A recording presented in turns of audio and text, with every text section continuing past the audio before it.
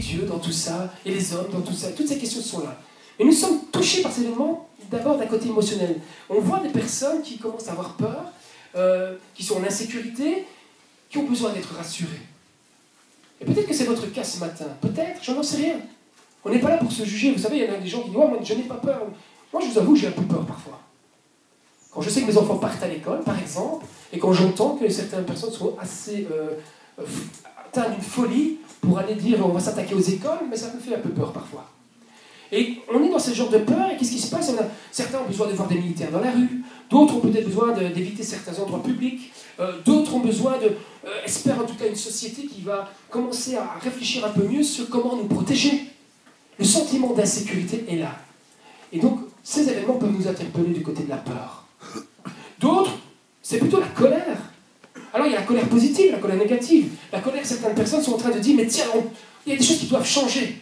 Vous savez, la colère, c'est quoi le sentiment de colère? C'est pas le fait de piquer une crise et taper dans un mur. Hein. Le sentiment de colère, c'est quelque chose qui, au fond de nous, dit ça doit changer. Il y a une injustice, c'est quelque chose qui doit bouger. Alors là, il y a des colères positives. Quand la colère vous amène à pousser à un changement constructif et positif, c'est un sentiment de colère positif. Ce n'est pas la colère dont on imagine toujours. Le sentiment de colère peut nous amener du côté négatif. Alors, par rapport à cette colère, il y a des gens qui demandent une meilleure justice pour les êtres humains, un changement dans les rapports internationaux. Ça, c'est quelque chose qui peut nous aider. Et d'autres sont touchés aussi, mais alors vous voyez bien, il y a des personnes qui sont en train de déverser leur haine d'une manière incroyable, à faire des amalgames, à mettre tous les mêmes races, les mêmes nationalités, comme si c'était tous des mauvais ou tous des bons de l'autre côté. Et il y a une amalgame. Et ça, et ce sentiment d'injustice, cette colère est là. Et certains sont touchés par ces événements à ce point-là. D'autres, eux, c'est la tristesse. Et je pense particulièrement aux parents des victimes, à ces familles. Et c'est tout naturel d'être touché dans nos émotions. Parfois, dans certains endroits, dans certains milieux, on a peur de l'émotion. Le problème, ce n'est pas l'émotion. Le problème, c'est ce qu'on fait de nos émotions. C'est la manière dont on gère nos émotions. C'est la manière dont on va aider les autres à gérer leurs émotions. Et on n'aura pas le temps ce matin, mais relisez les évangiles, vous verrez combien Jésus a travaillé là-dessus, énormément. Et c'est extraordinaire. Et d'autres sont pris par la tristesse. Et cette tristesse, mais on a besoin d'être consolés. Alors ma question ce matin, si vous êtes touché, interpellé à ce niveau, la question c'est, quelle est la réponse que la parole de Dieu me donne? Quelle réponse la Bible peut me donner à cela? Alors il y en a beaucoup, mais j'en donnerai qu'une seule ce matin. Mais avant de vous la donner, je vais passer à l'autre questionnement, à l'autre domaine dans lequel on peut être touché, c'est le côté spirituel. Quand je parle du côté spirituel, je le prends au sens large. Ces questions, ce qui se passe aujourd'hui nous pousse à se remettre en question sur toutes les questions existentielles. Qu'est-ce que je fais ici? Quel sens ça a? Et Dieu dans tout ça? Pourquoi je vis? Pourquoi il y a des gens comme ça? Il y a cette question. Et regardez, écoutez bien, sans parler de Dieu, sans parler de religion, on est tous touchés par d'où vais-je et où je vais. C'est au plus profond de nous-mêmes. On ne s'en rend même pas compte. Mais la plus grande angoisse de l'homme, de l'être humain, c'est ça. C'est qu'un jour ou l'autre, il sera confronté à la mort. La mort nous fait tous quelque part peur. La mort nous fait tous quelque part un peu peur. Même si, dans notre relation avec le Seigneur, il y a des choses qui vont changer, des choses qui bougent, des choses qui s'améliorent, mais la mort, elle vient nous rappeler que nous sommes tous humains. Quelle que soit ta nationalité, quelle que soit ta religion, quelle que soit ma situation économique, ma situation sociale, la mort, la souffrance, elle est pour tous. Et là, nous sommes tous égaux. C'est pour ça qu'on voit des mouvements de solidarité. C'est face à ces questions-là. C'est la preuve qu'il y a un questionnement profond dans l'être humain que nous sommes, dans les êtres humains que nous sommes. Et dites-vous que si un jour vous avez trouvé le Christ, si un jour vous avez trouvé le Seigneur, et que le Seigneur a pu répondre à cette angoisse qui est là, qui nous alliène à certains moments, à certaines personnes, c'est cette même angoisse, ce même besoin que ceux que nous croisons ont besoin de recevoir et de rencontrer. Et la question à ces choses, quel sens donner à tout ça? La responsabilité de l'homme dans tout ça, la religion dans tout ça, les amalgames, et Dieu dans tout ça, le sens de notre existence. Et là où nous avons interpellé par rapport aux émotions, quelle est la réponse que la parole donne? C'est la foi. Une des réponses, c'est la foi. C'est quelque chose, c'est une base essentielle pour nos vies. Alors je sais que beaucoup d'entre nous savons, peut-être, mais moi je sais que je ne sais pas suffisamment. Chaque jour de ma vie, plus j'avance, plus je sais, je découvre que ce que je pensais savoir, mais Il faut réguler, parce que je ne sais pas tout, et parce que la Bible nous dit qu'on ne voit qu'à travers un miroir, et que nous verrons parfaitement que quand le Seigneur le Christ reviendra. Mais la foi est une réponse à tous ces questionnements, à toutes ces interpellations, qu'elles soient émotionnelles ou qu'elles soient spirituelles. Je pense qu'il n'y a pas de robots ici. Vous êtes tous des hommes et des femmes. Nous sommes tous des êtres humains. Et la foi, pourquoi je dis la foi? Parce que je voudrais vous parler au fond de la foi biblique, la foi de Christ, la foi de Dieu, de Dieu auquel je crois, auquel vous croyez, ou peut-être où vous vous posez des questions. Et cette foi-là, elle n'est pas simplement le fait de croire. Et je vais y venir. C'est une foi qui, pour moi, elle a, entre autres, c'est pas exhaustif, quatre domaines, 4 dimensions. Et on a besoin des 4. Il n'y en a pas une plus grande que l'autre. Mais il y a le fait de croire, le fait de faire confiance, le fait d'avoir une conviction et le fait d'adhérer. Ce sont 4 points essentiels pour comprendre la foi que j'ai, la foi que je développe et la foi que Dieu, le véritable Dieu, j'ose le dire ce matin, le véritable Dieu nous appelle à avoir. Et ces 4 dimensions nous permettent de répondre, de trouver l'équilibre à la question qu'on soit, qui que nous soyons, sur qu'est-ce que la véritable foi, qu'est-ce que le véritable Dieu. Alors, je vais parler d'abord de croire. Premier point. La foi, c'est croire. Mais c'est pas croire que, c'est croire en. J'explique. Croire que Dieu existe, c'est une chose. Mais nous ne sommes pas encore dans le domaine de la foi. Croire que Dieu existe, c'est croire comme moi, je crois que vous existiez. Vous êtes devant moi, là je vous vois. Mais ce n'est pas pour autant que je crois en vous. Ce n'est pas pour autant que j'ai un intérêt pour vous. Ce n'est pas pour autant que je crois en votre capacité, votre potentiel. Je peux croire que vous existiez, mais il n'y a rien encore qui va plus loin, qui me permet de dire je crois en ce que tu es capable. Nos enfants, prenez l'exemple de nos enfants. Je vais essayer de ne pas. Je me permets, hein. Je fais comme à la maison. Laurent m'a dit fais comme à la maison, donc je fais comme à la maison. Ça va? Regardez nos enfants. Quand nous éduquons nos enfants, il ne suffit pas de croire que je vais dire à mon fils, écoute, je vais te laisser une demi-heure à la maison, et je sais que tu seras là, je vais croire, je vais te faire confiance. Non, il faut qu'à un moment donné, je fasse une expérience. Et cette expérience m'a amené à croire, je peux commencer à croire en mon fils, à croire que je peux lui faire confiance, à croire qu'il a des capacités, qu'il a un potentiel. Tant que nous ne passons pas ce passage avec le Seigneur, croire en la puissance de Dieu, en la présence de Dieu, en ce qu'il est, en ce qu'il peut faire et en ce qu'il fait, nous ne sommes pas dans le domaine de la foi. J'ai cru en Dieu. Ma mère m'avait parlé de Dieu. Ma mère m'avait témoigné de Dieu. Mais je croyais quelque part qu'il y avait peut-être quelqu'un. Mais je n'étais pas dans cette foi. Jusqu'au jour où un de mes amis a été tué à moto, et puis je me suis retrouvé chez moi, je pleurais dans ma chambre, et puis je me retourne, je vois la Bible que ma mère m'avait offerte, que je n'avais jamais ouverte, et puis je dis, mais si tu es là, montre-moi. Et là, c'est passé quelque chose ce jour-là. Le Seigneur m'a visité. Alors, je ne vais pas m'étendre là-dessus parce que ce n'est pas le propos, mais Dieu veut te visiter. Et si tu n'as jamais eu cette occasion de rencontrer vraiment Dieu, il veut te visiter. Je vais te présenter ce matin. Mais c'est dans cette visitation, c'est dans cette relation que j'ai commencé avec Dieu, qui a fait que j'ai pu commencer à croire qu'il existait, et commencer à sentir que ce Dieu qui était là pouvait me consoler. Et j'ai commencé à comprendre qu'il était le Dieu de la consolation, par exemple. Et j'ai commencé à croire en lui. J'ai commencé à croire par lui. Et je ne croyais plus simplement que Dieu existait quelque part. Deuxième point, par rapport à la croyance, on peut croire à n'importe quelle représentation de Dieu. Il y a plein de gens qui croient en Dieu. Mais quelle représentation faisons-nous de Dieu? Et j'ai des amis musulmans, ce sont mes amis, je vous assure, ce sont mes amis, des potes avec qui on a joué au foot, avec qui jamais ils font exploser, je ne sais quoi. Mais le problème, c'est que chacun a sa représentation de Dieu. Et la question aujourd'hui, c'est, et Dieu dans tout ça, mais de quel Dieu parlons-nous?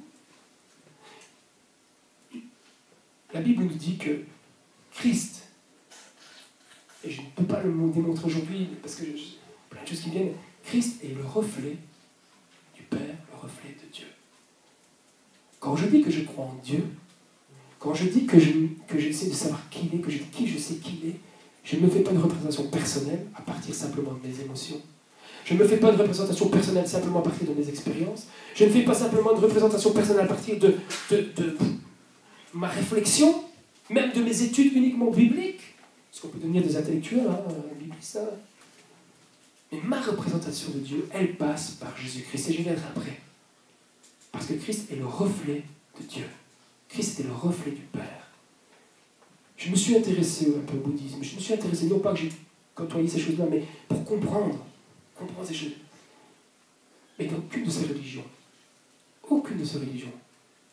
il y avait quelqu'un comme Jésus-Christ qui pouvait démontrer les principes véritables, la profondeur d'un Dieu qui existait. Il y a des bonnes choses, des mauvaises choses. Je ne suis pas du genre à dire tout est mauvais, tout est bon. Non, il y a des choses qui sont bonnes. Quand je dis bonnes, c'est-à-dire qu'elles ne sont pas rejetées forcément comme ça du jour au lendemain en disant tout est mauvais. Mais aucune de ces religions, aucune, n'a une représentation comme la nôtre. Dieu qui s'est fait homme et qui est venu manifester l'amour d'un Dieu auprès des hommes. Les autres sont des statues, ce sont des rites, ce sont des superstitions, oui, ils croient en Dieu. Ils croient en un Dieu. C'est pas là le problème. Mais en quel Dieu je crois. Et alors je suis pas du genre à aller dire voilà mon Dieu, c'est mon Dieu. Non, je m'adresse même à nous chrétiens. Est-ce que quelque part on n'a pas dans nos esprits parfois notre propre Dieu? Est-ce que parfois on n'est pas en train de construire nous-mêmes notre propre Dieu mentalement? Simplement en disant je crois en Christ, c'est parce que la Bible dit que. Croyez-moi, je ne crois pas à tout ce que les gens disent au nom de Dieu, même chez les chrétiens. Pas parce que je suis mieux, non, même moi, peut-être ce que je dis aujourd'hui ce matin, il faut trier peut-être.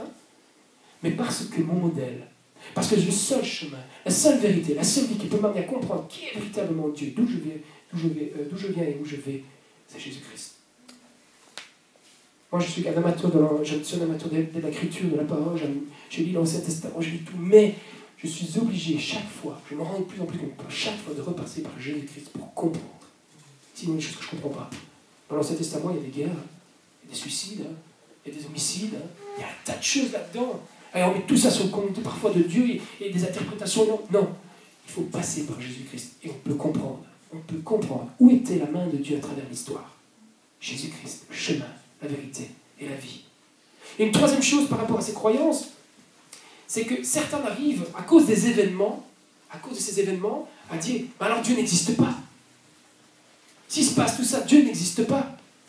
Et je vais vous donner un exemple concret, comme quoi les événements ne peuvent pas déterminer si un Dieu existe ou n'existe pas. Très simple. Pour ceux qui travaillent dans le domaine social, vont très vite comprendre, ou même vous allez vite comprendre. Les enfants qui ont perdu leurs parents, ou qui ont été abandonnés, ou qui sont laissés seuls, ou qui ne voient plus leurs parents, qu'est-ce qui se passe?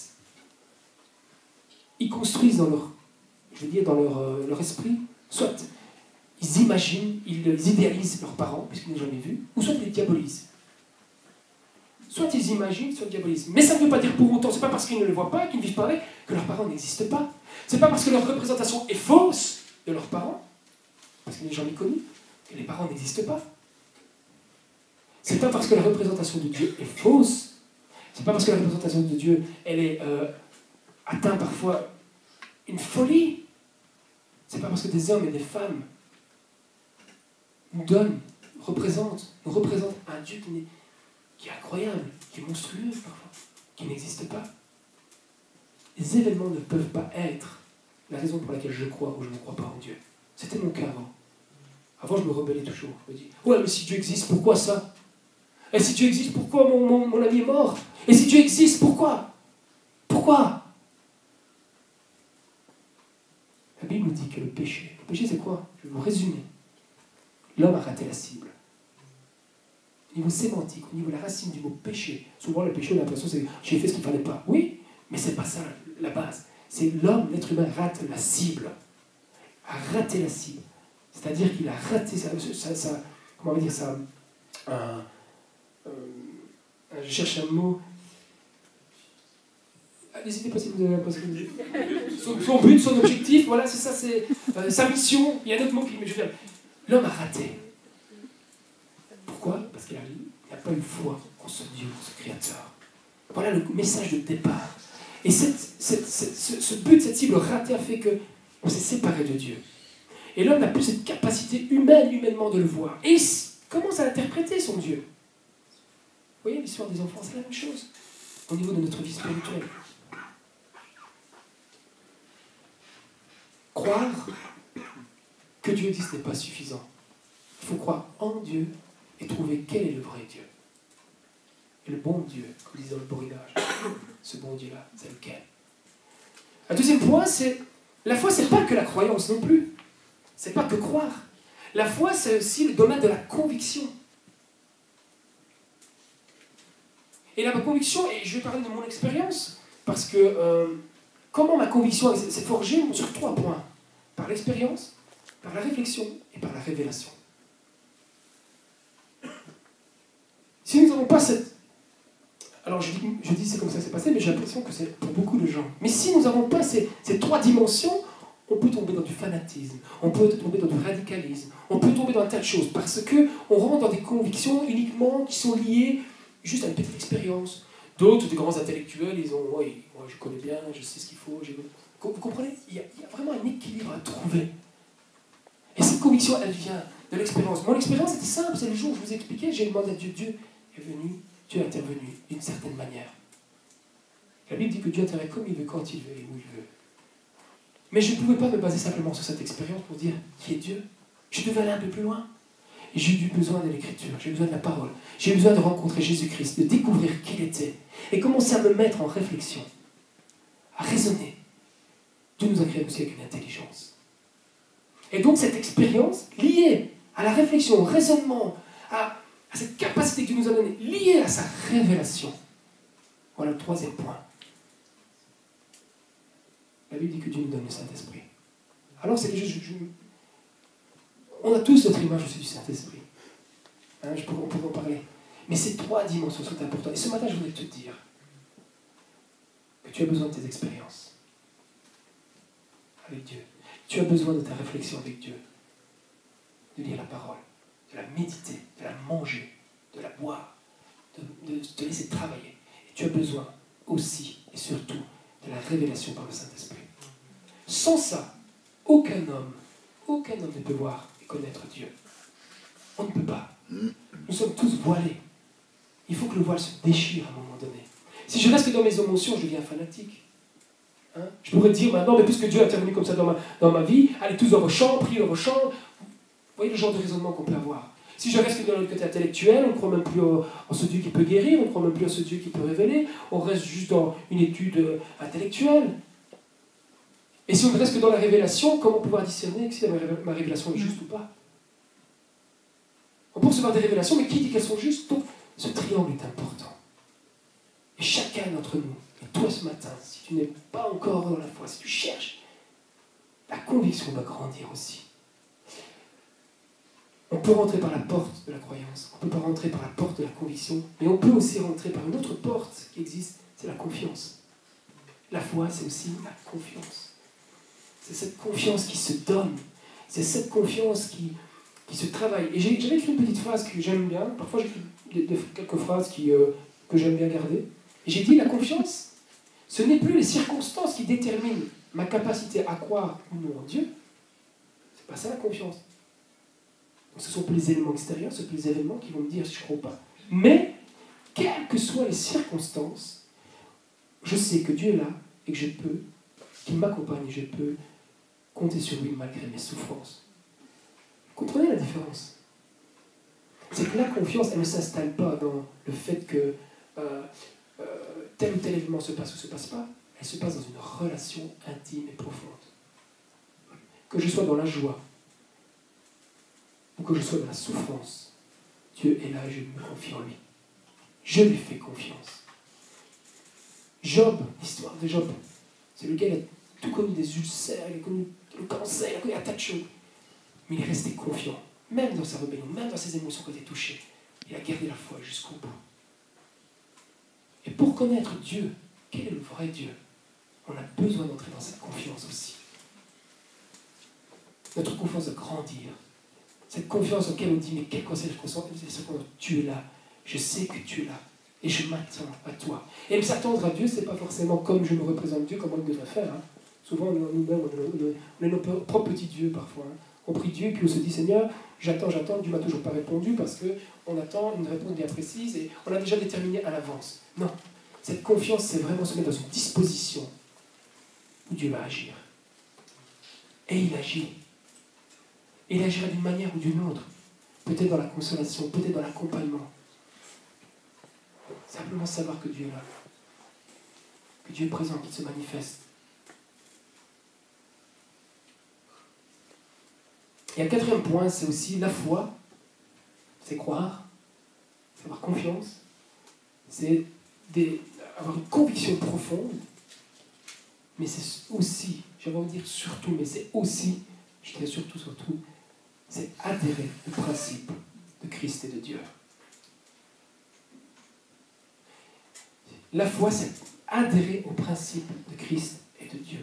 C'est faire confiance à ces principes, parce qu'on est convaincu, parce qu'on a fait l'expérience, parce que Dieu là, que ces principes sont des principes qui donnent vie. Elle ne donne pas la mort, elle donne la vie. Et la vie a deux dimensions. Cette vie éternelle, parce que ce n'est qu'un chemin, mais aussi cette vie qui est la qualité de prendre soin de l'autre, prendre soin de soi. Et quand je parle de prendre soin, je ne parle pas du côté narcissique, hein. Je ne parle pas du fait de se mettre devant la glace, vous comprenez bien. Mais prendre soin de la vie de l'autre et prendre soin de sa vie, c'est prendre soin de ne pas nous attacher à n'importe quel Dieu. Prendre soin de sa vie, c'est prendre soin de ne pas s'attacher à n'importe quelle doctrine. Prendre soin de sa vie, c'est prendre soin de ne pas s'attacher à n'importe quoi comme représentation. Prendre soin de ma vie, c'est depuis que j'ai rencontré Jésus-Christ, que je me suis attardé à ses pieds, à l'écouter, à essayer de le laisser me travailler, à comprendre. Et en prenant soin de ma vie comme ça, je peux prendre soin de la vie d'autrui. Parce que je ne cherche pas à me représenter un Dieu qui me convient à moi. Je cherche à trouver le vrai Dieu qui me convient, parce qu'il est le Dieu unique. Il est le Créateur. Vous allez me dire une chose ce matin, c'est que Dieu ne se prouve pas. Dieu ne se prouve pas. Dieu s'éprouve. Ce n'est pas la même chose. Dieu ne se prouve pas, il s'éprouve. Si vous donnez un jour une Bible à quelqu'un en disant, voilà, tiens, je prouve que Dieu existe, vous faites erreur. Vous savez pourquoi? L'Écriture elle-même le donne, le dit. La Bible commence, vous ouvrez la première page, Genèse, chapitre 1, verset 1. Au commencement, Dieu. Point. La Bible part avec, elle ne met même pas en question si Dieu existe ou n'existe pas. La parole de Dieu, c'est un fait, c'est une base. Donc la Bible ne peut pas être là pour prouver que Dieu existe, mais là pour qu'on éprouve l'existence de Dieu. À aucun moment, la Bible ne pouvait douter de l'existence de Dieu. Et donc c'est une erreur de croire qu'on pourra le prouver. Non, je ne peux pas vous prouver que Dieu existe. Comme les autres ont essayé. Il y a des gens qui ont essayé, hein, avant que je me convertisse. Ils ont de telle manière, pour en rire d'ailleurs. Du recul, j'en rigole à ce moment-là, c'est après ces gens-là. Mais non, c'est les choses qui ont été semées dans mon cœur. Les semences qui ont été semées. Et un jour, j'étais disposé, j'ai dit, Seigneur, si tu existes, je suis prêt. Montre-moi que tu existes. J'ai démarré par l'expérience. D'autres ont démarré simplement parce qu'ils ont découvert que les principes de l'Évangile, la bonne nouvelle, c'est la bonne nouvelle, c'est de dire ça, c'est une bonne nouvelle, que les principes étaient des principes de vie. D'ailleurs, la charte des droits de l'homme, il faut savoir, la charte des droits de l'homme sont basées sur les commandements de Dieu. Vous savez ça? La base. On a comme ça. Les premiers humanistes, vous savez qui sont les premiers humanistes? Aujourd'hui, on défend l'humanisme, certains défendent l'humanisme comme si vous laissez décaler de la religion, enfin du christianisme. Les premiers humanistes, ce sont nos réformateurs. Ils sont sortis de nos réformateurs parce que la parole de Dieu est le fondement de la vie. Et parce que Christ est la parole de Dieu incarnée. C'est pour ça que quand j'ai commencé à vivre mon expérience avec Dieu, que j'ai commencé à découvrir Christ dans ma vie, à commencer à le mettre, mais qui est cet homme? Qui est cet homme? Qui est cette personne? J'ai commencé à découvrir qu'il est la vie, la véritable vie qu'on cherche. Alors je ne vous parle pas de quelque chose de superficiel, parce que vous savez, mes paroles sont superficielles. Mais pour éprouver, il faut creuser, se laisser toucher. Et Dieu nous attend là, parce que nous sommes corps, âme, esprit. Rappelez-vous, nous avons un corps, nous avons une âme. L'âme, c'est quoi? C'est notre intelligence, nos émotions, notre volonté, ce que nous ressentons, notre vie, notre moi. Nous sommes aussi esprit. Nous avons cette capacité d'être en relation avec Dieu qui est esprit. Il faut entrer aussi dans cette dimension. C'est important. Et quand je parle de cette dimension, moi je ne suis pas du genre, vous savez, parfois dans certains... Non, je veux dire, dans un certain milieu, On cherche tellement le domaine spirituel qu'on croit que le spirituel, c'est planer, c'est voler, être sur des nuages. Je ne dis pas qu'il ne peut pas avoir des choses, j'ai vécu des choses fortes avec Dieu. C'est pas ça le spirituel, c'est Dieu qui se révèle à vous, au plus profond de vous-même, qui vous dit d'où vous venez, qui vous êtes et où vous allez. Et votre vie spirituelle commence. Et vous avez cette communion avec le Saint-Esprit, avec Dieu, qui peut vous donner, qui vous parle, qui peut vous révéler des choses. Mais c'est important, ce domaine spirituel fait partie aussi de nos vies, fait partie aussi de qui vous êtes et qui je suis. Donc ces 4 domaines sont des 4 domaines importants. Adhérer aussi aux principes de Christ, c'était le 4e. Tous les principes que Jésus vise se résument en l'amour du prochain, mais l'amour c'est vaste aussi. L'amour c'est vaste. Au nom de l'amour, on tue. Vous comprenez ce que je veux dire? C'est pour ça que les mots que nous utilisons parfois, on les utilise, on les jette comme ça. Mais est-ce que nous prenons le temps de réfléchir, de penser les mots que nous utilisons, ce qu'ils veulent dire? Ce qu'ils veulent dire dans la bouche de Dieu, ce qu'ils veulent dire dans la parole, ce qu'ils veulent dire vraiment et véritablement. Nous avons besoin de grandir, de découvrir la foi, d'entrer dans la foi. Alors peu importe, il y a 4 portes d'entrée, il y en a peut-être d'autres. Je vous ai dit, ce n'est pas exhaustif, mais c'était ma réflexion aujourd'hui. Alors je me dis, face à la peur, face à la tristesse, face à l'angoisse, face à tout ce que aujourd'hui ces attentats nous là où peuvent nous toucher, face à ces questionnements, la réponse, une des réponses de la parole de Dieu, c'est la foi en Jésus-Christ, qui est le Seigneur, le Sauveur, qui est le reflet de Dieu. Et pas parce que j'ai décidé, parce qu'il s'est vraiment révélé à moi, parce que vraiment on peut le découvrir si vous laissez, si vous demandez l'Esprit Saint, si vous demandez à Dieu de venir vous rencontrer, il vous éclairera, il vous le démontrera. Et on peut le démontrer dans l'expérience, il vous le démontrera dans la réflexion, l'intelligence, et dans la révélation, dans les 3 domaines. S'il n'y a qu'un domaine qui domine, alors parfois posez-vous des questions pour être sûr. Mais les 3 domaines sont importants et Dieu veut vous toucher dans les 3 domaines. C'est pour ça qu'il y a des enseignants. C'est pour ça qu'il y a des gens qui ont cette capacité de l'encouragement. C'est pour ça qu'il y a des dons différents. Pour que nous puissions voir ensemble, et je dis bien ensemble, le discernement. Trop de gens pensent qu'ils ont le Saint-Esprit, qu'ils savent tout. Le Saint-Esprit est répandu sur chacun d'entre nous. Et si tu acceptes le Seigneur Jésus-Christ aujourd'hui, son esprit, tu recevras une portion de son esprit qui sera là en toi, ta vie. Et tu feras partie de ceux où Dieu appelle pour communier ensemble, pour discerner ensemble la voie, le chemin. Et je terminerai avec une quatrième émotion. J'en ai pas parlé parce qu'elle ne me touche pas dans ce moment-ci, et pourtant, moi, elle me touche. C'est la joie. Et j'en parle en dernier parce que c'est vrai que si je dis tout d'un coup comme ça. Alors, la joie dont je vous parle, ce n'est pas le bonheur de ces meurtres, ce n'est pas le bonheur de la mort. La joie, c'est un sentiment profond qui a une espérance, qui a une vie. Tout ce que nous vivons aujourd'hui, la parole nous l'a annoncé. Ceux qui étudient les prophéties, je vous encourage, Mario Massicotte, je ne sais pas si vous connaissez, je vous encourage à aller voir cet homme. C'est quelqu'un qui enseigne vraiment sur le lien entre les prophéties annoncées dans la parole de Dieu et les actualités d'aujourd'hui. Ce n'est pas quelque chose d'irrationnel, c'est vraiment très rationnel. Jésus avait dit, voyez, toutes ces choses arriveront, mais soyez heureux, parce que cela annonce mon retour. Cela annonce mon retour. Et donc la joie, ce n'est pas le bonheur de la souffrance. Bien sûr que la joie, ce n'est pas se réjouir. Comme j'en vois certains, je suis triste de dire ça, mais parfois sur les réseaux sociaux, des gens qui commencent à dire, voilà, on l'avait dit, ils commencent à accuser. Alors, il faut être plutôt en compassion avec ces gens qui souffrent et leur annoncer l'évangile, la bonne nouvelle, que Dieu arrive bientôt, que Christ t'appelle, que si tu as la foi en Jésus-Christ, que si tu crois en lui, que si tu as confiance en lui, que si tu adhères à ses principes, que si tu rentres dans cette foi, il se révélera à toi. Et le vrai Dieu a une solution à toutes nos questions, tous nos problèmes fondamentaux. Notre angoisse. Pourquoi je vis? Qu'est-ce que je fais ici? Vous savez, aujourd'hui, on vit peut-être bien, mais je ne sais pas ceux qui ont vu cette émission sur l'euthanasie. Mais quelle angoisse devant la mort! Quelle angoisse devant la mort quand vous n'aurez pas Dieu avec vous! Et même si on a Dieu, il y a des gens qui ont quand même une angoisse. On n'est pas des robots. Mais la réponse à cette angoisse qui existe dès notre naissance, dans notre inconscient, jusqu'à la fin, cette angoisse qui est le résultat du péché. Un homme un jour a péché, Adam. C'est la foi en Jésus-Christ qui est la réponse. Alors aujourd'hui, je n'ai pas de réponse, comment je vais vous dire, absolue comme ça. Mais la dimension de la foi, dans la dimension de cette foi, Dieu vous donnera réponse à ce que vous avez besoin dans vos préoccupations personnelles. Que tu sois croyant, que tu ne sois pas encore, que tu es vraiment que ta foi soit, j'aime pas dire de niveau, mais peu importe là où ta foi en est aujourd'hui, et si tu veux la développer, si tu veux aller plus loin, j'en reste convaincu. J'ai la conviction profonde, pas parce que simplement je l'ai vécu, mais parce que Dieu le dit, parce que je l'ai vécu, parce que Dieu se révèle.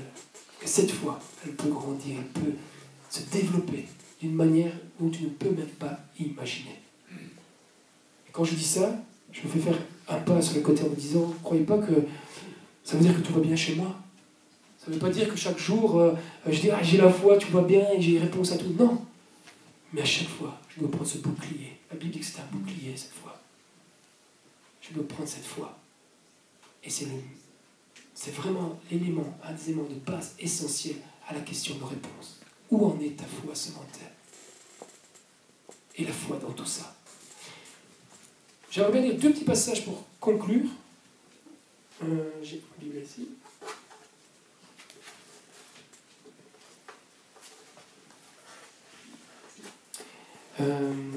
Hébreu, je pense que c'est dans si j'ai pris pour finir. Hébreu 11,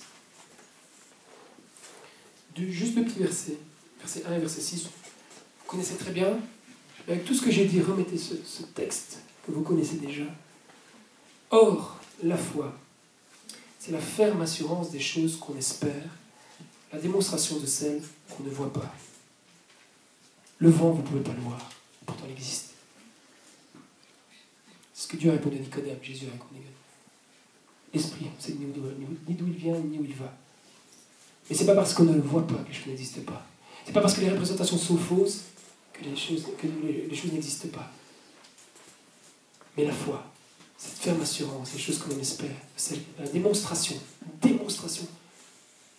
celles que l'on attend et qu'on ne voit pas encore. Et le 6, que j'aime énormément aussi, et c'est là pourquoi j'insiste sur la foi ce matin. Ce n'est pas une question de mérite pour aucun d'entre nous, mais c'est une question de foi. Il dit, au verset 6, j'ai dû sortir quand même mes lunettes. Je recule un peu. Voilà, ici. Or, sans la foi, encore un texte très bien connu, hein. Or, sans la foi, il est impossible d'être agréable à Dieu, car il faut que celui qui s'approche de lui croie que Dieu existe et qu'il récompense ceux qui le cherchent. Or, sans la foi, il est impossible d'être agréable, et dans d'autres versions, on peut aussi traduire par être agréé par Dieu. Et ce que j'aime extraordinaire dans cette foi, vous savez ce que j'aime bien? C'est là que je vois l'équité de Dieu. Quelle que soit ta condition sociale, quelle que soit ta nationalité, qui que tu sois, quelle que soit ta vie, ce n'est pas par nos mérites, mais par cette foi qui est accessible à tous, je dis bien tous, par tous ceux qui acceptent et qui veulent entrer dans cette communion profonde avec Dieu par son Fils Jésus-Christ. Je m'arrêterai à ça ce matin, je ne vais pas aller plus loin, mais j'ai envie de te dire ce matin, si tu as envie d'aller plus loin, préserve ta foi. Ne la laisse pas se faire voler. Préserve-la. Mais pas la foi en n'importe quel Dieu. Et pas la foi en n'importe quoi, et en n'importe qui. En Jésus-Christ, le chemin, la vérité et la vie, et le reflet du Père. On va prier ensemble si vous voulez bien.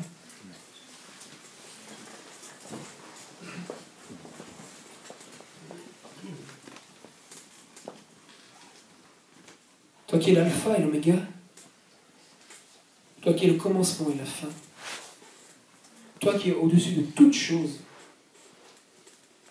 toi qui es au-delà de nos compréhensions. C'est avec beaucoup d'humilité que nous venons ce matin devant toi.